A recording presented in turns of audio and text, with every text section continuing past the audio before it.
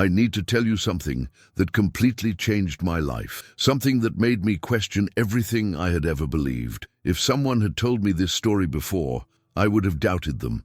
But after what I lived through, I understood that there are things far beyond our comprehension. What if everything you believe about churches was an illusion? For years, I thought my faith was unshakable. I was absolutely certain that I was on the right path. I followed every rule, devoted my life to prayer, meditation, and the study of the scriptures. I believed that inside the walls of the temple, I was protected, guided, and connected to God in the only true way. But I was wrong. I had no idea what awaited me on the other side. It all started on an ordinary day, just like any other.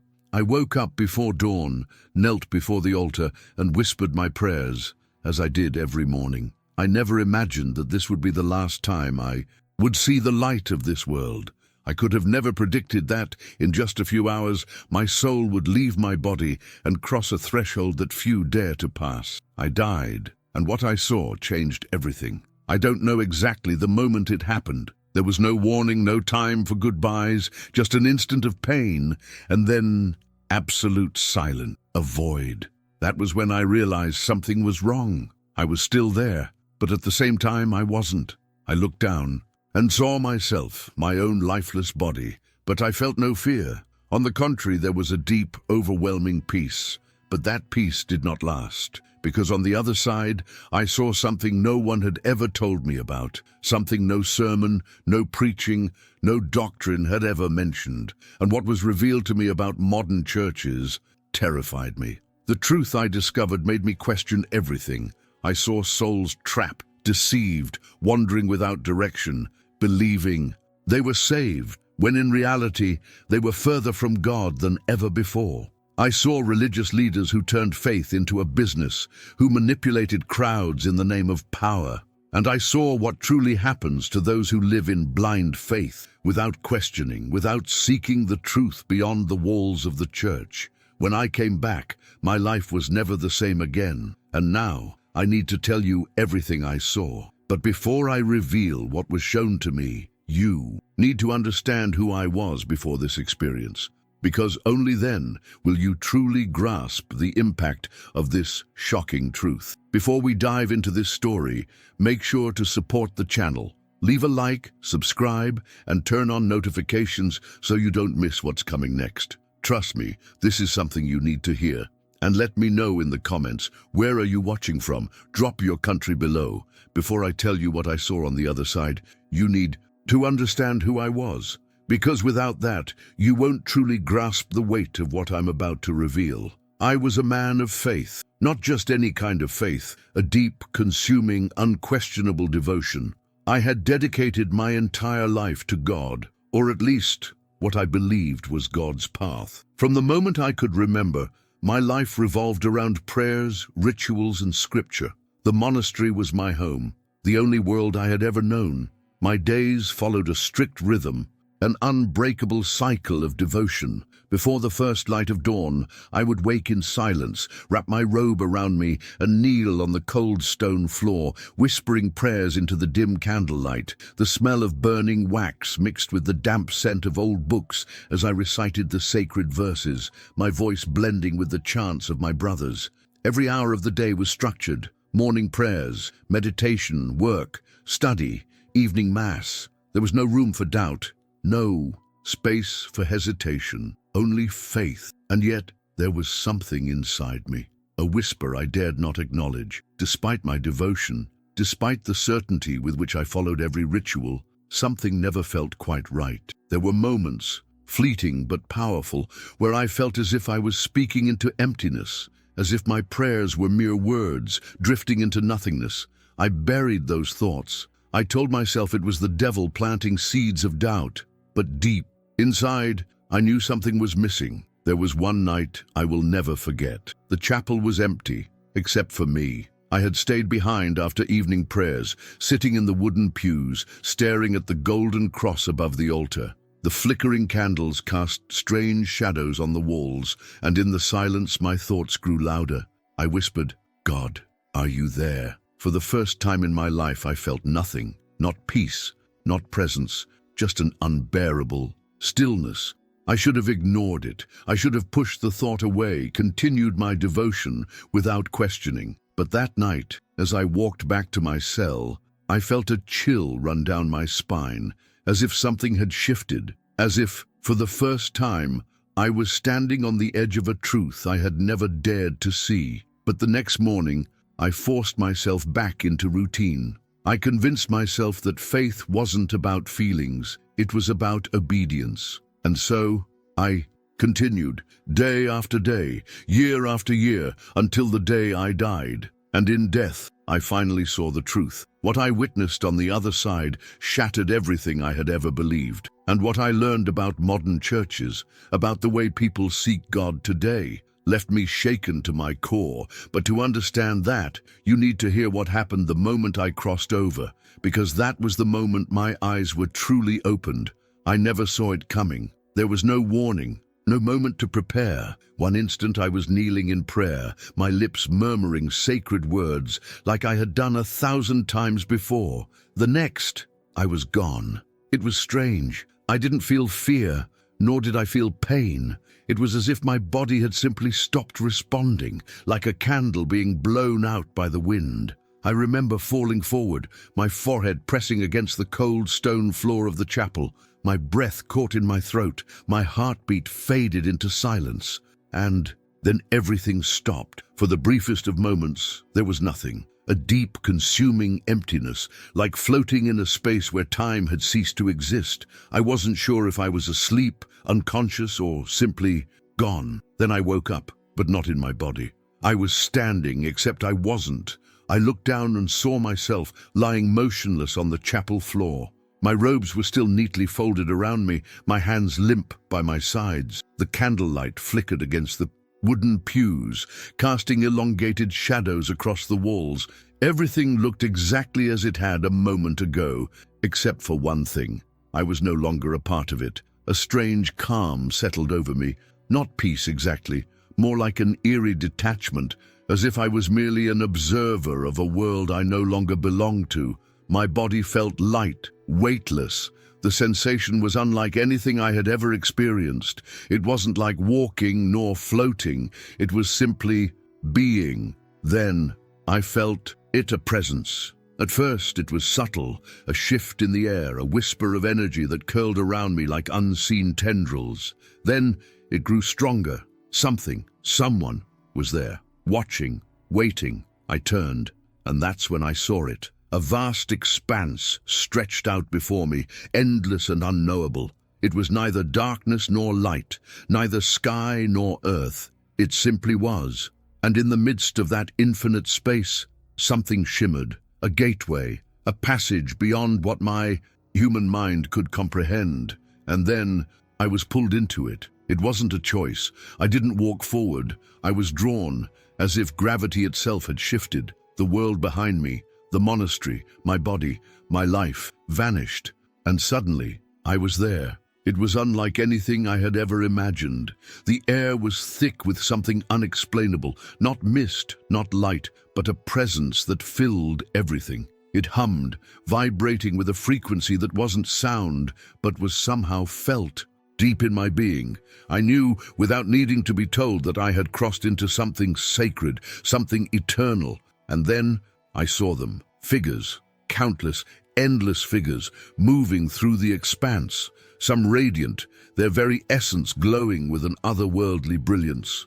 Others dim, lost, wandering, trapped in an existence they did not understand. I felt my own essence tremble, my thoughts, my memories, my very identity. It all felt exposed, as if I was being seen, in a way I had never been seen before. Then a voice, not spoken, not heard, felt, "You were never alone." The words weren't words. They were truth, sinking into my soul with a weight that crushed and comforted at the same time. I turned, and before me stood a being. I cannot describe it in human terms. It was not a man, nor an angel, nor anything that fit the understanding of my earthly mind. It was presence itself, a force of unimaginable purity and power. And when It looked at me. I knew it could see every part of me, every doubt, every question, every hidden fear I had buried deep within my soul. You have been seeking. Now you will see. And with those words, the truth unfolded before my eyes. Everything I had ever believed was about to be challenged. Everything I had devoted my life to was about to be stripped away. Because in that moment, I was shown what truly lies beyond the walls of modern religion. And what I saw shook me to my core. I wish I could tell you that what I saw next brought me comfort, that it reassured me, that it confirmed everything I had dedicated my life to. But it didn't. Because in that moment, the veil was lifted, and the truth I saw was more terrifying than anything I had ever imagined. The presence before me did not speak in words, yet I understood. I was being shown something. Not a dream, not a vision, but reality. Undeniable, absolute reality. And that reality shattered everything I thought I knew about faith, about salvation, about the very institutions I had served my entire life. A vast panorama stretched before me, and I saw them. Churches, thousands of them. Grand cathedrals with towering spires, golden altars, intricate stained glass windows. Small chapels, humble and simple. Huge arenas filled with flashing lights, booming speakers, crowds swaying to music that pulsed like a heartbeat. I saw every kind of church, every denomination, every doctrine. At first, I felt awe. I had spent my entire life believing that these were the houses of God, that these were the places where salvation could be found. But then I saw what lay beneath them: darkness. Not the kind that comes from the absence of light, but the kind that festers beneath something that appears pure. A shadow clinging to the foundations, curling around the walls, seeping into the very fabric of these institutions. I was pulled closer and I saw inside. What I saw chilled me to my core. I saw leaders draped in fine robes standing at pulpits, their voices ringing with passion, their hands lifted in prayer. But their hearts were empty. Not all of them, but many. Too many. They spoke of God, but they worshipped something else: power, prestige, control. I saw congregations gathered in devotion, eyes closed, hands raised, but their souls were shackled. Some were trapped in fear, believing that if they did not obey every rule, every ritual, they would be cast into eternal torment. Others were lulled into complacency, convinced that simply attending church and following tradition was enough to secure their place in eternity. Neither was free. And then I saw something even worse. I saw churches that had become businesses, faith repackaged as a product, sold in books, in merchandise, in exclusive events. Salvation with a price tag. Some leaders stood on stages, their voices filled with emotion, promising prosperity, miracles, divine favor. In exchange for offerings, sow a seed, they said. Give, and God will bless you. I saw people emptying their wallets, giving what little they had, desperate to buy a blessing, desperate to believe that if they just gave enough, prayed enough, obeyed enough, they would finally be worthy of God's love. But God's love was never for sale. And then I saw those who had been cast out, the ones who had dared to question, the ones who had asked too many things, who had seen too clearly. They were labeled as rebels, as heretics, as faithless. They had been told that questioning was dangerous, that doubt was a sin, that true faith meant obedience without understanding. I felt my soul tremble. Was this what I had devoted my life to? I had spent years believing that the church was the only way, that its traditions were sacred, that obedience to its teachings was the key to salvation. But now I saw the truth. Many of these institutions had started with good intentions, but over time they had become something else. I was shown the faces of those who had been misled. People who had spent their entire lives within these walls, convinced that they were serving God, when in reality, they were trapped in a system built by men. And then I heard the voice again. I do not dwell in temples made by human hands. The words struck me like lightning. In that moment I understood.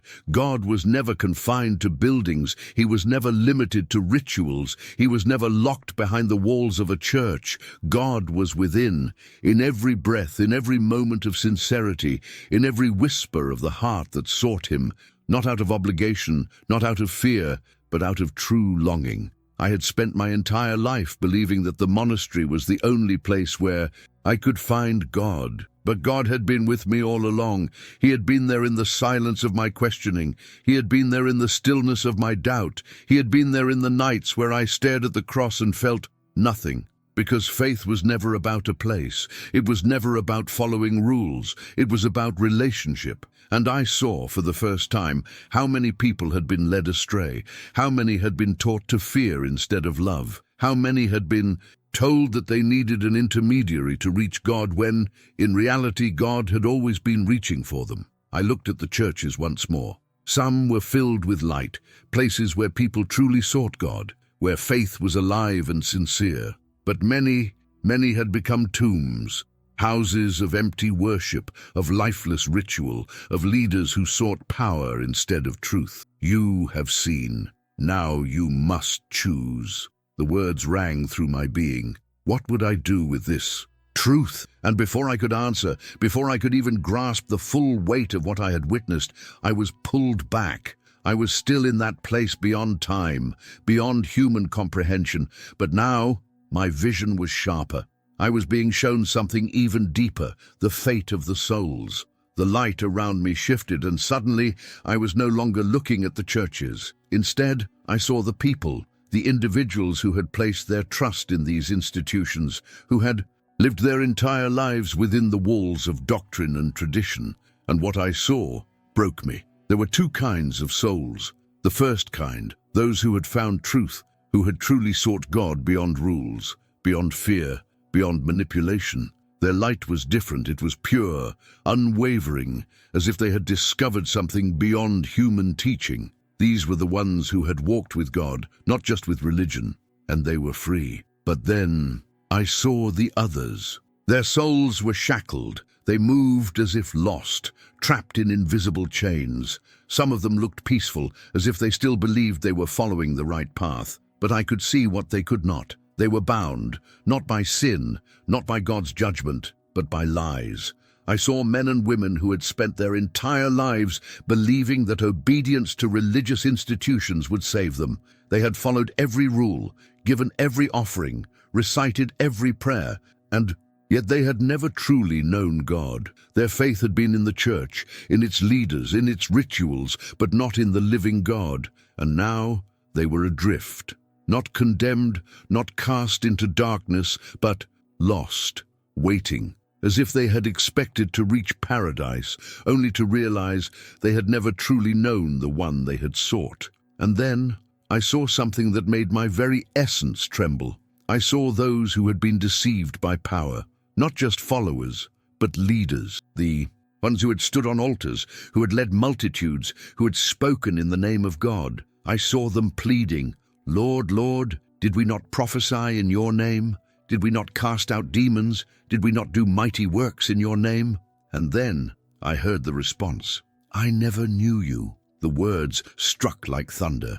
These men, these preachers, these priests, these prophets of wealth and power had spent their entire lives speaking about God, but they had never truly known Him. They had used His name, they had built their kingdoms on His words, but their hearts had never belonged to Him. And now they stood before a truth they could no longer escape. I wanted to turn away. The weight of what I was seeing was unbearable, but I couldn't, because I knew I was being shown this for a reason. Do you understand now? The voice was within me, around me, above me, through me. It wasn't a question. It was a truth I could no longer deny. Faith had never been about churches. It had never been about doctrine. It had never been about following men who claimed to speak for God. It had always been about relationship, and so many had missed it. I thought of the years I had spent in the monastery, The hours of prayer, the sacrifices, the blind obedience to traditions I never questioned. Had I ever truly known God, or had I merely followed the idea of Him that had been handed down to me? I looked at the souls again, and something inside me broke. I had been one of them, but now I had seen the truth. The question was, what would I do with it? Before I could even process my own thoughts, I felt a sudden force pulling at me, a shift, a reversal. It was as if something was dragging me away, pulling me back, tearing me from that divine space. I was leaving, and before I could even grasp what was happening, I woke up. I gasped for air. The first thing I felt was pain, a crushing, suffocating weight in my chest, as if my body had been yanked from one world and violently thrown back into another.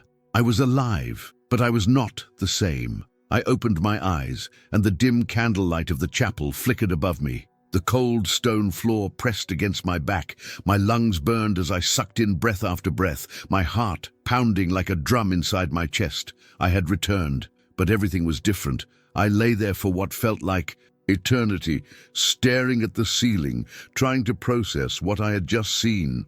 The truth, the deception, the lost souls, the fate of those who had lived their entire lives believing in a lie.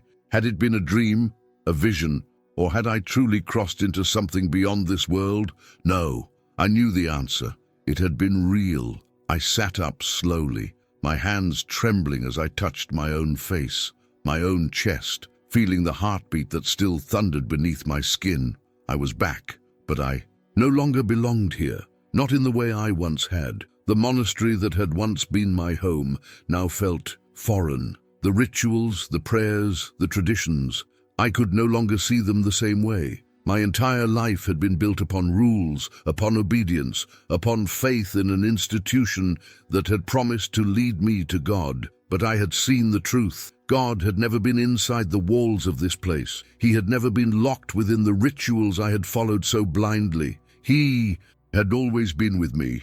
Tears burned in my eyes. I had wasted so many years searching for something that had been within me all along. And now that I had seen, I could never go back. I tried to stand, but my legs were weak, unsteady. I felt like a man reborn, struggling to walk for the first time. Every breath, every movement felt strange, as if my body no longer belonged to me. I needed time to understand, time to grasp what had just happened. But time was a luxury I did not have, because as soon as I left that chapel, as soon as I spoke of what I had seen, they turned against me. At first I tried to explain. I told the other monks about my experience, about what I had witnessed beyond this world. I spoke of the lost souls, of the deception, of the churches that had become places of power rather than places of God. I thought they would listen. I thought they would understand. But they didn't. Their faces hardened. Their eyes, once full of kindness, turned cold. They looked at me not with curiosity but with suspicion. "You were deceived," one of them said. "You were attacked by the enemy," another whispered. They believed I had been misled, that I had seen a false vision, that what I was saying was dangerous. "Be silent," they warned. "Do not spread lies." But how could I be silent? How could I unsee what I had seen? I could no longer bow before the altar and pretend. I could no longer follow prayers that had lost their meaning. I could no longer live a lie. And so I made my choice. I left. I walked away from the only life I had ever known. I abandoned the walls that had once given me shelter, the traditions that had once given me purpose, and for the first time in my life I was truly free. But freedom came at a price. I was alone now, no monastery, no brothers, no home. I wandered uncertain, searching for what to do with this truth that had been revealed to me. People called me a madman, a heretic, a liar, but I didn't care, because I had seen what so many refused to see, and I knew I had been brought back for a reason, to tell the truth, even if the world refused to listen. I have told you my story. I have shared everything, the moment I died, the truth I saw, the deception I uncovered, and the price I paid for speaking it. Now, I need to ask you something. What if everything you believe about faith, is not what God truly intended? What if the rituals you follow, the traditions you obey, the sermons you listen to, are not leading you closer to God, but keeping you bound? What if the true path to Him is something much simpler, something far more intimate than any church has ever told you? For so long, I thought I had to follow the rules. I thought I had to pray a certain way, dress a certain way, obey without question. I believed that my salvation depended on how well I conformed to the traditions of men. But I was wrong, because God was never in a building. He was never trapped inside an altar, never hidden behind a pulpit. He had always been with me, and He is with you too. Not because of your religion, not because of your obedience to an institution, but because He is God, and He has always been reaching for you. The question is, have you been reaching back? Or have you been too focused on following rules made by men, on obeying traditions that have nothing to do with Him? Are you truly seeking God, or are you just following what you've been told? I can't answer that for you, but I can tell you this. When I stood before Him, there was no church, no title, no ritual. There was only truth, and that truth was this: He wanted my heart, nothing more, nothing less. So now I ask you, does He have yours? Or have you given it to something else? Think about it. And if this message spoke to you, if it made you question, if it made you wonder, then maybe it was meant for you. Tell me, what do you believe? Leave your thoughts in the comments. Let's talk about it. And if you want to hear more stories that challenge what we've been taught, subscribe. Because the truth is out there, and it's time we start seeking it. If this story made you think, don't ignore this call. God isn't confined to temples or traditions. He's reaching out to you right where you are. Tell me in the comments, have you ever felt like your faith was more of an obligation than a true connection? If this message spoke to you, share it with someone who needs to hear it, and subscribe to the channel for more stories that will open your eyes to the truth.